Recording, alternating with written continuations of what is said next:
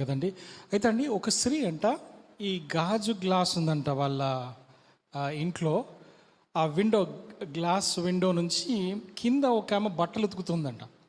అయితే బట్టలు ఉతుకుతా ఉంటే ఆమె చూస్తూ ఉందంట. చూసుకుంటూ వాళ్ళ ఆయన్ని, ఓయ్ ఏమండి ఇక్కడ రా అని పిలిచిందంట. పిలిస్తే ఆయన పాపం ఉరుక్కుంటూ వచ్చాడు. రాగానే ఏంటి అంటే, అటు చూడు ఆమె బట్టలు ఉతుకుతుంది కానీ శుభ్రంగా ఉతకట్లేదని చెప్పి ఇక్కడ నుంచి చూపిస్తుందంట ఆయనకి. సరే అని చెప్పి ఈయన చూశాడట. చూసి ఒకరోజు ఏం చేశాడంటే, విండో క్లీన్గా శుభ్రం చేద్దామని ఆ విండోని బాగా నీట్గా తుడిచాడట. తుడిస్తే ఆ రోజు వాళ్ళ ఆవిడ కూర్చొని చూస్తూ ఉందంట. ఆమె పక్కన ఆమె బట్టలు ఉతుకుతా ఉంటే చూసుకుంటూ, అమ్మో ఈరోజు బాగానే బట్టలు ఉతుకుతుంది ఈమె అని అన్నదట.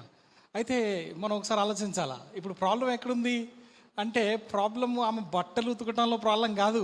ప్రాబ్లం ఎక్కడుందంటే ఆమె విండోలోనే ప్రాబ్లం ఉంది. చాలాసార్లు మనము విమర్శలు చేస్తూ ఉంటాం. ఆ విమర్శలు ఎక్కడి నుంచి వస్తున్నాయి అంటే కనుక మన లోపట్లో నుంచే వస్తున్నాయి. మనకున్న ప్రాబ్లమ్స్ని ఏం చేస్తున్నామంటే ఎదుటి వ్యక్తిలో యొక్క ప్రాబ్లం లాగా మనము రిప్రజెంట్ చేస్తూ ఉంటాం కొన్నిసార్లు. ఈరోజు నా అంశం ఏంటంటే, stay pure in the dirty world. ఈ లోకము అపవిత్రమైంది. ఈ లోకము మనం చూసినట్లయితే ఇది పాప ప్రపంచము. ఈ పాప ప్రపంచంలో పరిశుద్ధతను మనము కాపాడుకోవాల్సిన బాధ్యత మన మీద ఉంది. ఈరోజు నా సందేశం ఏంటంటే, యవ్వనస్తులుగా ఉన్న ప్రతి ఒక్క బిడ్డ కూడా ఒక ఛాలెంజ్ తీసుకోవాలి. ఏంటంటే, నేను పవిత్రంగా ఉండాలి, నేను పరిశుద్ధంగా ఉండాలి అనే ఆలోచన మనకి రావాలి. మనకి పరిశుద్ధత లేకుండా, మనం పరిశుద్ధత కలిగి ఉండకుండా వేరే వాళ్ళలో పరిశుద్ధత వెతకటం అనేది అది కేవలము ఏంటంటే అది ఫులిష్నెస్.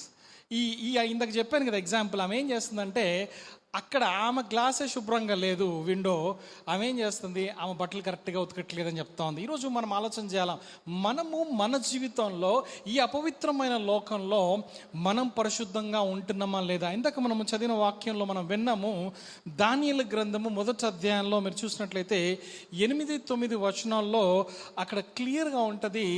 దానియేలట ఉద్దేశించుకున్నాడు, నన్ను నేను అపవిత్రపరచుకొనను.